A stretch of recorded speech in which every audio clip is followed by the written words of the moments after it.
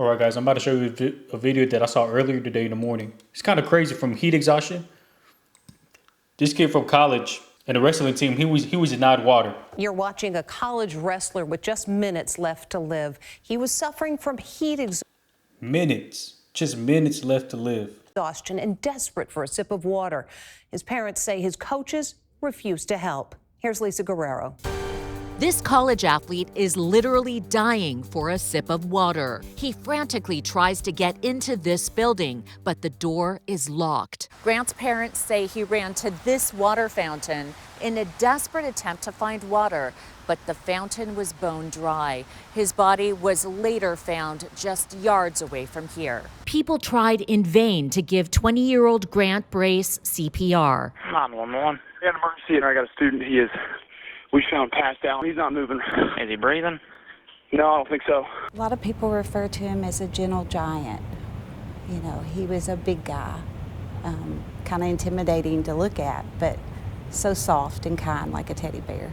Grant's grieving parents, Kyle and Jackie Brace, say their son would still be alive today if only his coaches had let him get a sip of water. Yeah, man, you need water no matter what. That's crazy. I know there are times where they push you and like no water right now, but man, apparently this guy was like almost dying. He was dying. He was really thirsty. He was begging for water. Guys, help me, please help me.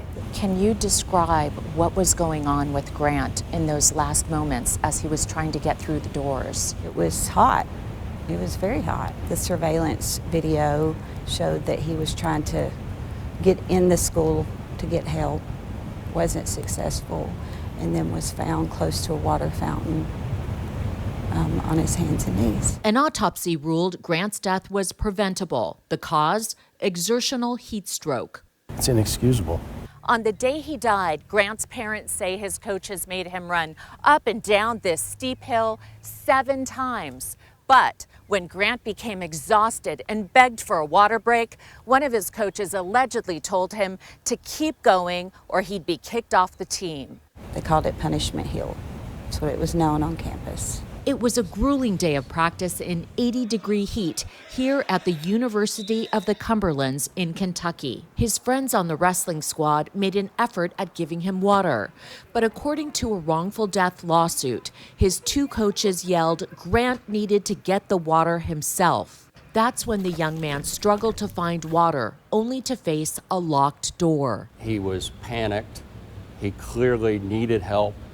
And he wasn't getting help from any of the coaches or any of his teammates. Grant's parents and their attorney, Jamie Monkus, sued his wrestling coaches, Jordan Countryman and Jake Sinkovitz, and the University of the Cumberlands for wrongful death. I knew very early on there was no chance this family was going to be silent in talking about what happened to their son, because their main priority was to raise awareness and to tell the story of what happened.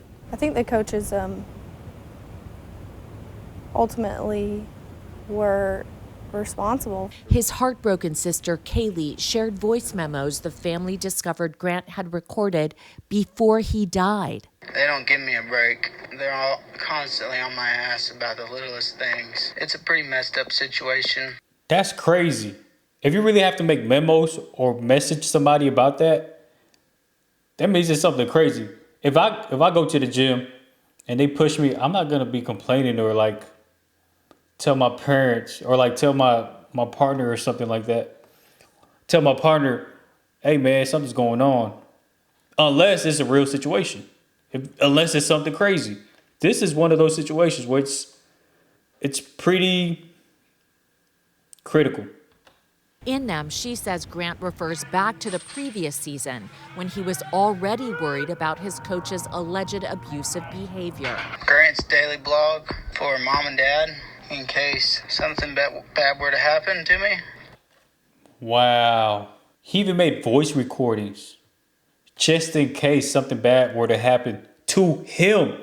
I don't know what to say. I don't know what to think. This is crazy. This isn't right. Or the coaches were mistreating me. Hearing your brother say, you know, I'm recording these in case something bad were to happen to me, there's no words. Grant's final words on those recordings. I'll see you later. Until next time. But for Grant, there'd never be a next time. The death of a college athlete, and his parents say it's all because he was denied a sip of water. It's so egregious. It's absolutely disgusting. Without admitting wrongdoing, the university and Grant's coaches settled a lawsuit with the parents, the school agreeing to pay $14 million. The university also says it will work with an expert to raise awareness about heat-related injuries. Grant's coaches didn't respond to our request for comment. Aren't the experts the coaches?